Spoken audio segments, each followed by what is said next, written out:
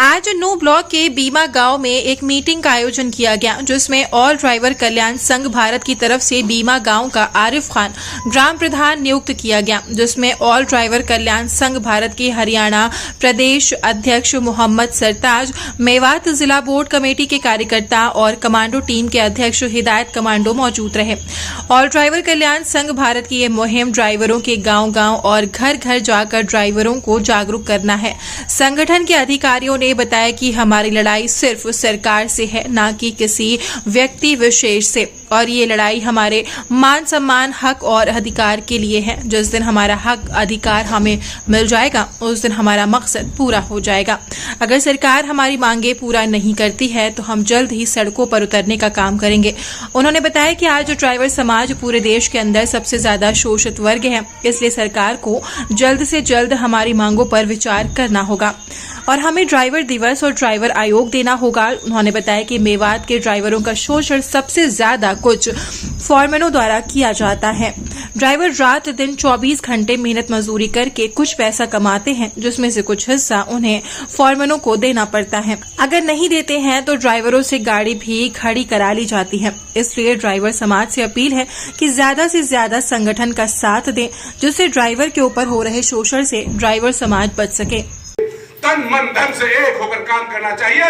इंशाल्लाह मैं उम्मीद करता हूं तुम्हारा मालिक तुम्हारा इंश्योरेंस मेडिकल भी कराएगा और तुम्हारे अगर एक्सीडेंट होने के बाद फौरन तुम्हारा पूरा ट्रीटमेंट भी कराएगा इंशाल्लाह। और रही बात इस चीज की, जब भी ऐसा कोई हादसा हो साथियों, बिल्कुल तुम खुद इस चीज के लिए अपील करें। और मैं भी भारत सरकार से भी अपील करता हूं कि जब ड्राइविंग लाइसेंस इशू हो तो उसके साथ साथ एक मेडिकल अलाउंस ऐसा इशू हो कि अगर किसी ड्राइवर का पैर कटता है तो उसका कम से कम 10 लाख का मुआवजा हो और उसको पेंशन लगातार मौत तक मिलती रहे।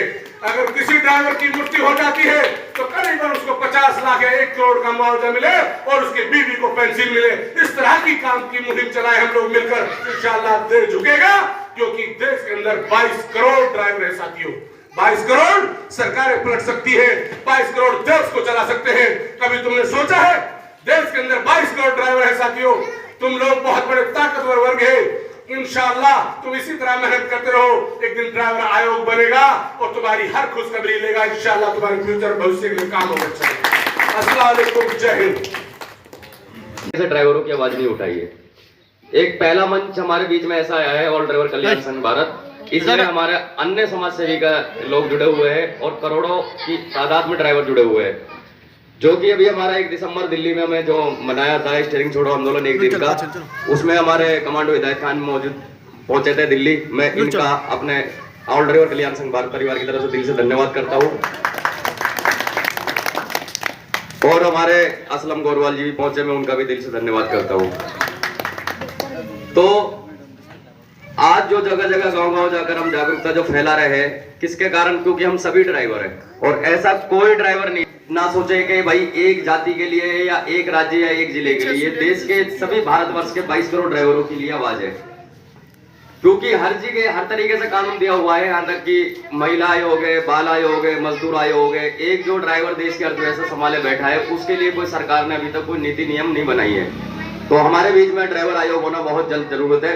अब जैसे हमारे बुजुर्ग, हमारे आरिफ ग्राम प्रधान जी के भाई जो बुजुर्ग हो चुके हैं, 2 या 4 साल गाड़ी चलाएंगे, उसके बाद घर बैठेंगे, उसके बाद क्या करेंगे अपने बच्चों का गुजर बसर, वो कह नहीं सकते।